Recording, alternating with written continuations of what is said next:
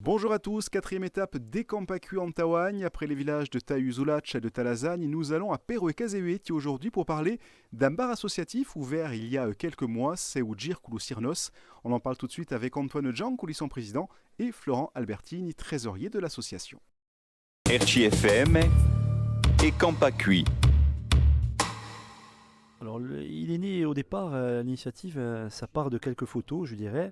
On a voulu exposer des photos sur un mur et on avait cet ancien local, je dirais, associatif qui nous permettait de ranger tout ce qui était matériel, je dirais, du comité des fêtes.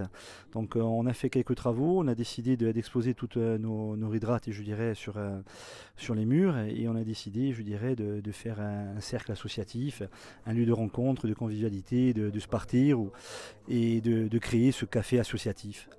Alors, ce qu'on a voulu faire, c'est le principe du café associatif, donc avec donc une carte d'adhérent à 5 euros l'année. Donc la personne adhère, elle devient membre de l'association et elle peut profiter ensuite de participer à toutes les animations. Et ça a été le cas cet été, puisque cet été, on a quand même réussi au niveau culturel à faire monter Horizonte.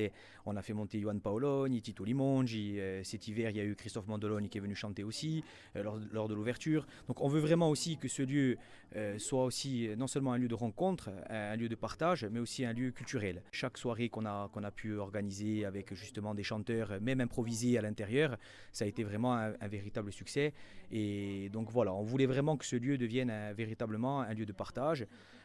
Donc avec un mixte aussi entre générations, puisque entre les plus jeunes, les plus vieux, des histoires qui sont racontées par les plus vieux aux plus jeunes, grâce aussi à ce mur de photos qu'on a réussi à faire avec la participation de Tutti Baisagne, un lieu aussi de vie avec la culture, autour de la musique, autour du chant, et aussi un lieu de mémoire, puisque lorsqu'on rentre là et qu'il joue tutti i ritratti di nostri vecchi appiccicati a sto muro, ci fa qualcosa, tutti i paesani che entrano per la prima volta nel Djirkulu Sirnos fiediano sto muro con assai emozione.